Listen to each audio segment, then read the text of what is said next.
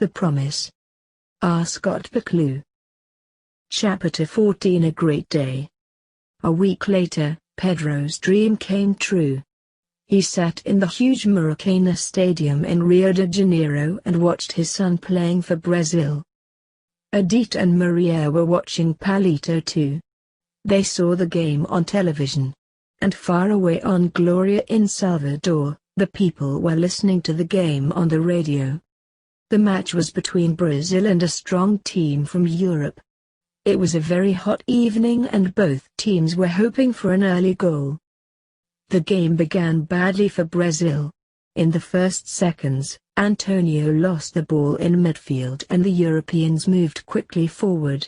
One pass, then another and another brought the ball close to the Brazilian goal.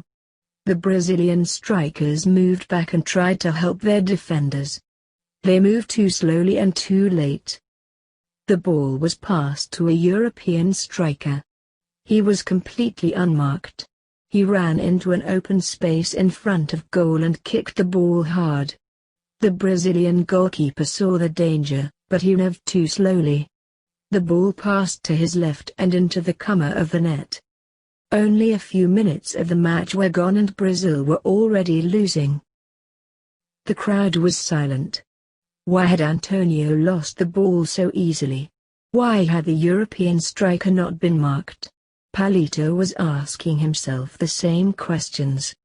The Europeans had scored the important first goal and now they defended.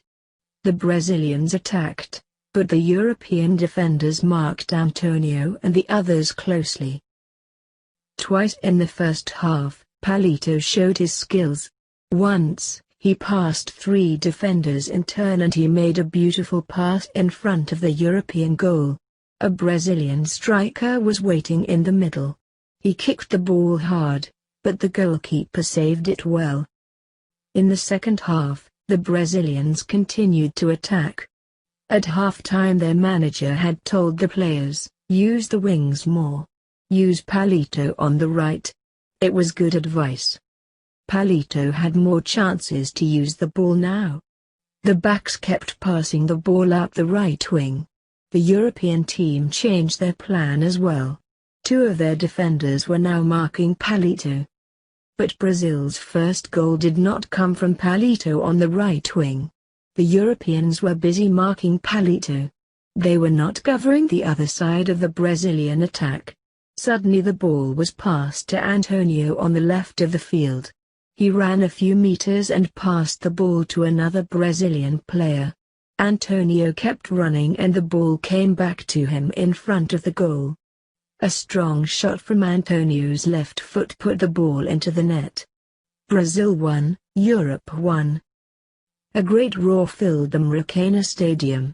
Brazil was now playing good, exciting football and their supporters were enjoying themselves. The crowd danced up and down and shouted madly. But there was very little time left. 15 minutes.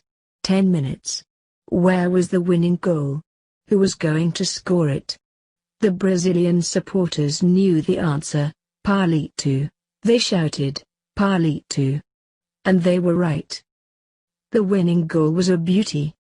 Again the ball was in midfield. The Brazilian players passed it to each other in the middle of the field. Then a long pass came to one of the Brazilian strikers. He stopped the ball, turned quickly and passed it across to the right wing. Palito was waiting. He ran free from a defender and raced up the wing. Another defender, a larger man, moved across to tackle him. Palito slowed down and stopped. The ball was at his feet. His body bent to the right, then to the left. The defender did not know which way to turn. He moved forward and Palito cleverly pushed the ball between the player's legs. The defender tried to turn, but Palito was already past him. Palito saw the space between him and the goalkeeper and kicked the ball with his right foot. It went past the goalkeeper into the top corner of the net. Another goal for Brazil. And Palito had scored it by himself. The crowd shouted and danced wildly. The noise was heard clearly on the television and on the radio. Palito's name was heard all over Brazil. A few minutes later, the final whistle blew. The match was over and Brazil had won. They had beaten the Europeans by 2-1. Antonio had scored one of the goals and Palito had scored the other. It was a great day for Palito and for Pedro, and for all the family and Palito's old friends far away in Salvador. After the game, Pedro hurried through the crowds towards the dressing rooms. He wanted to congratulate his son.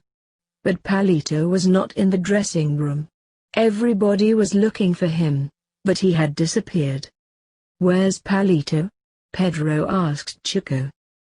"I'm looking for him, too," replied Chico. "Everyone wants to congratulate him." Palito came into the room. He was wearing his shorts and had not changed. "Everyone's looking for you," said Pedro. "They all want to congratulate you. Where have you been?" "One was talking on the telephone," replied Palito. "Oh, I understand," said Pedro. "You told Maria and Edith about your great game." "No," replied Palito. "I was talking to Edith about something else." Pedro understood immediately and put his arms round his son. "Congratulations on the game," he said. "And congratulations on your choice. Edith will make a wonderful wife." Chapter 15 The Promise is Kept. 6 months later, Edith and Palito were married. Fernanda sent them a telegram of congratulations. She could not come to the wedding because she was far away in Mexico. She was making a film there. Palito now played regularly for Brazil.